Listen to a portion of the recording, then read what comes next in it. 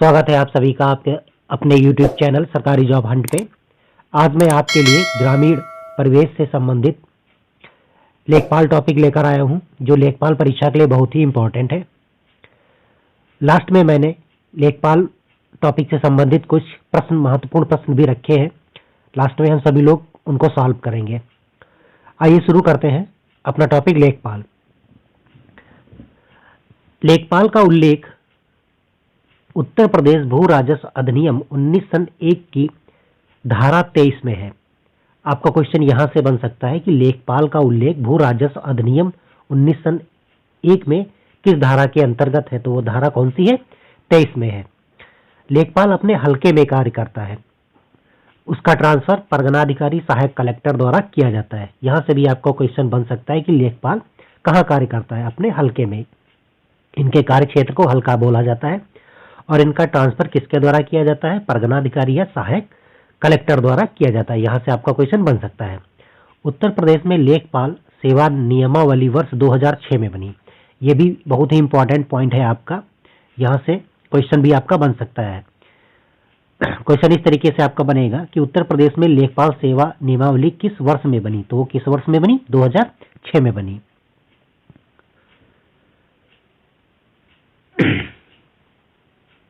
पटवारी शब्द का प्रारंभ सर्वप्रथम शेरशाह सूरी ने किया। तो यहां से क्वेश्चन आपका बनेगा, पटवारी शब्द का प्रारंभ किसने किया?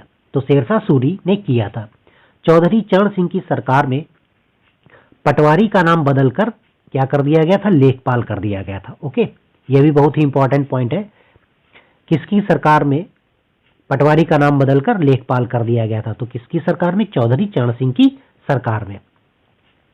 उत्तर प्रदेश लेखपाल सेवा नियमावली 2006 में लेखपाल का पद राजस्व परिषद के अधीन समूह गा का पद है। तो ये किस समूह का पद है?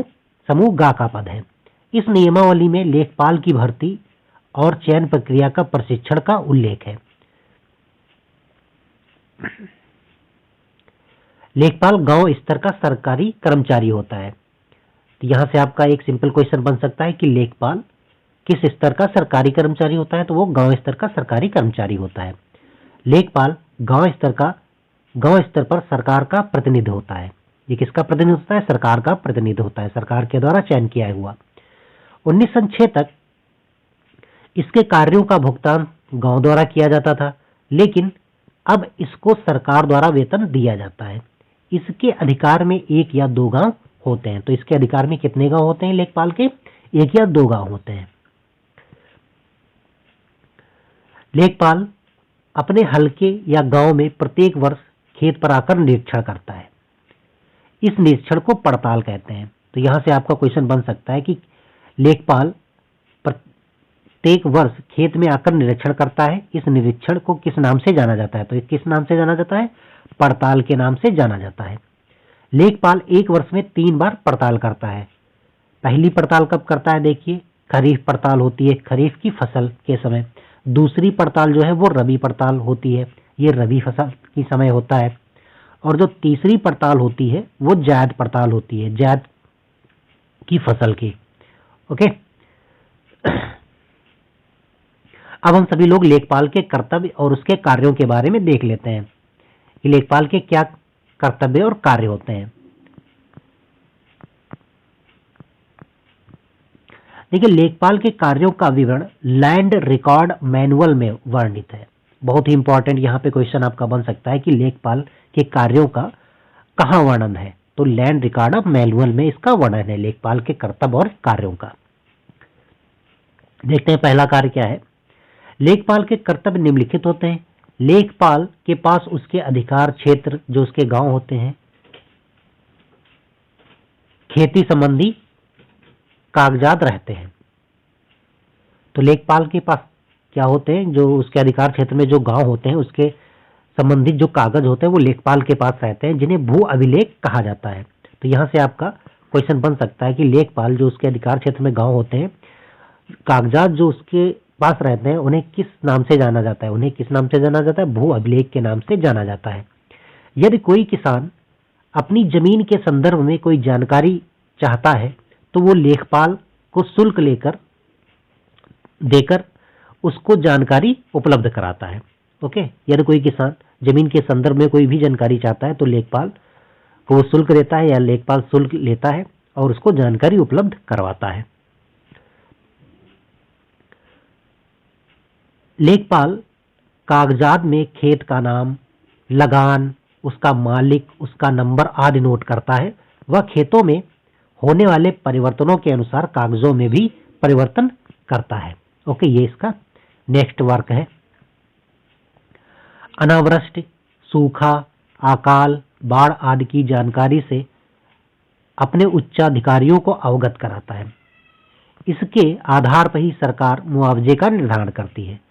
ठीक है, ये भी लेखपाल का एक कार्य होता है कि अगर सूखा या अकाल या बाढ़ है तो अपने उच्चाधिकारियों को सूचित करता है, उसी के आधार पर जो सरकार है वो मुआवजा देती है किसानों को। लेखपाल के पास प्रत्येक गांव का नक्शा होता है। इस नक्शे में गांव के खेत होते हैं, रास्ते होते हैं, सड़कें होती हैं, नदी, तालाब, बाजार, मकान आदि अंकित होते हैं। इस नक्शे में खेत का क्षेत्रफल दिया होता है, उसी में उसका नंबर भी लिखा रहता है।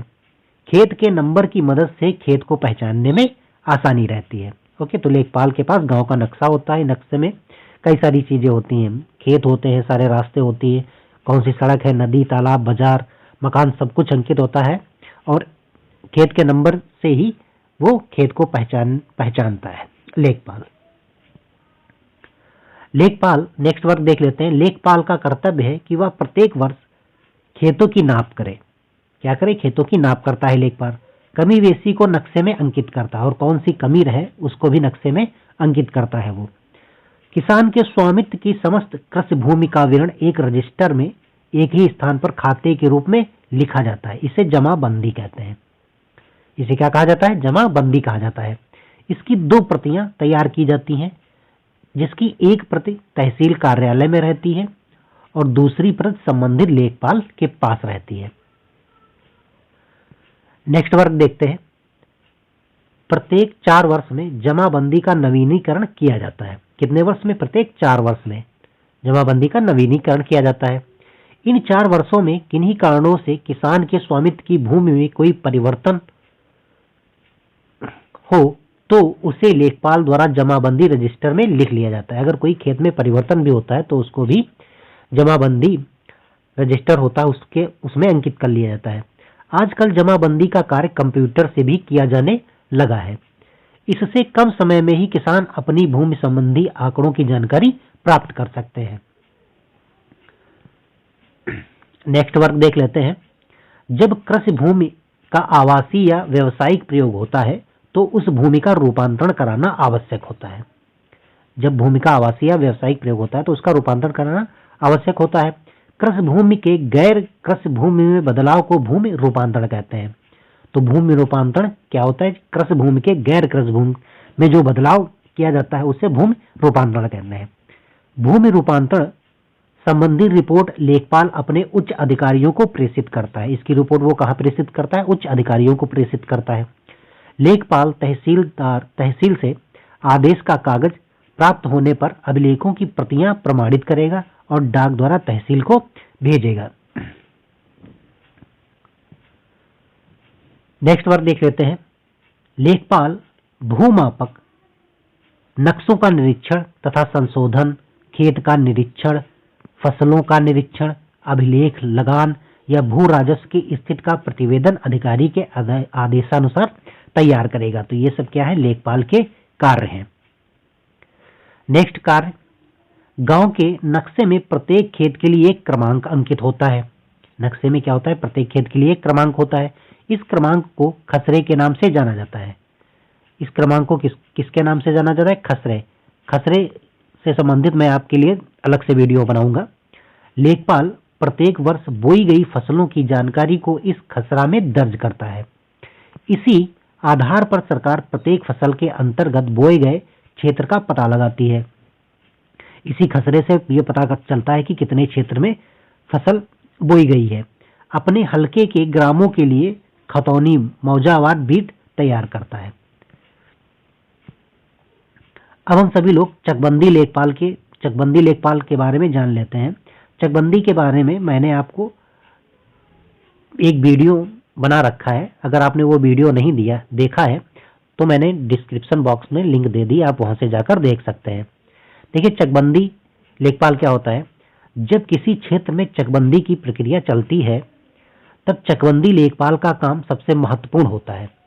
चकबंदी की प्रक्रिया जब चलती है तो वहां पे चकबंदी लेखपाल का कार्य होता है। चकबंदी के माध्यम से ही गांव के लिए आबादी भूमि निकाली जाती है। इसके माध्यम से किसानों की छोटी छोटी चकों को, बटी हुई भूमि को एक जगह पर इकट्ठा कर दिया जाता है। ये अलग अलग भूमि होती है तो उसको क्या कर दिया जाता है, एक जगह पे इकट्ठा करके किसान को दे दी जाती है, जिससे किसानों को कृषि कार्य करने में सुविधा हो और अधिक गहनता से कृषि कार्य करें। तो यहाँ पे अपना लेक्चर समाप्त होता है। अब हम सभी लोग क्वेश्चंस को सॉल्व करते हैं। पहला क्वेश्चन आप देख रहे हैं, लेखपाल का उल्लेख उत्तर प्रदेश भू राजस्व के किस अधिनियम की धारा में है। तो देखिए, ऑप्शन ए दिया हुआ है उत्तर प्रदेश भू राजस्व अधिनियम 1901 की धारा 23 में, उत्तर प्रदेश भू राजस्व अधिनियम 1905 की धारा 25 में, उत्तर प्रदेश भू राजस्व अधिनियम 1920 की धारा 30 में, उत्तर प्रदेश भू राजस्व अधिनियम 1930 की धारा 10 में। तो यहाँ पे जो ऑप्शन राइट होगा वो ऑप्शन ए राइट होगा। उत्तर प्रदेश भू राजस्व अधिनियम 1901 की धारा 23 में लेखपाल का उल्लेख किया गया है। ओके, नेक्स्ट क्वेश्चन की तरफ चलते हैं। नेक्स्ट क्वेश्चन है आपका, लेखपाल के कार्यों का विवरण निम्न में से है। कहां पे है लेखपाल के कार्यों का विवरण? देखिए, भू लैंड रिकॉर्ड में है, गजेटियर में है, लैंड रिकॉर्ड मैनुअल में है, या इनमें से कोई नहीं। तो देखिए, लेखपाल के जो कार्यों का विवरण है वो मुख्य रूप से कहां पे है, लैंड रिकॉर्ड मैनुअल में आता है। ओके, तो ऑप्शन सी जो होगा वो राइट होगा। बढ़ते हैं नेक्स्ट क्वेश्चन की तरफ। नेक्स्ट क्वेश्चन है आपका, उत्तर प्रदेश में लेखपाल सेवा नियमावली किस सन में बनी? लेखपाल सेवा नियमावली किस सन में बनी? 1998 में बनी, या 2000 में बनी, या 2006 में बनी, या 2010 में बनी? तो ऑप्शन जो है इसमें सी राइट होगा। उत्तर प्रदेश में लेखपाल सेवा नियमावली 2006 में बनी थी। ओके, नेक्स्ट क्वेश्चन की तरफ चलते हैं।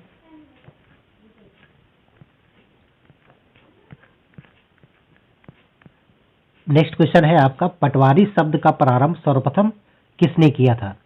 शेरशाह सूरी ने किया था, अकबर ने किया था, या बाबर ने किया था, या औरंगजेब ने किया था? तो पटवारी का प्रारंभ सर्वप्रथम किसने किया था? शेरशाह सूरी ने किया था। ऑप्शन ए जो होगा वो राइट होगा। बाबर के समय में इसको बढ़ावा मिला था। ओके, बढ़ते हैं नेक्स्ट क्वेश्चन की तरफ। किसकी सरकार में पटवारी का नाम बदलकर लेखपाल कर दिया गया था? पहले पटवारी था नाम, फिर लेखपाल नाम इसका कर दिया गया था। इंदिरा गांधी की सरकार में, जवाहरलाल नेहरू की सरकार में, चौधरी चरण सिंह की सरकार में, या इनमें से कोई नहीं? तो इसमें जो ऑप्शन होगा वो ऑप्शन सी राइट होगा, चौधरी चरण सिंह की सरकार में। ओके, तो यहाँ पे अपनी प्रश्न श्रृंखला समाप्त होती है। अब हम सभी लोग मिलते हैं नेक्स्ट वीडियो नेक्स्ट लेक्चर के साथ। तब तक के लिए जय हिंद, धन्यवाद।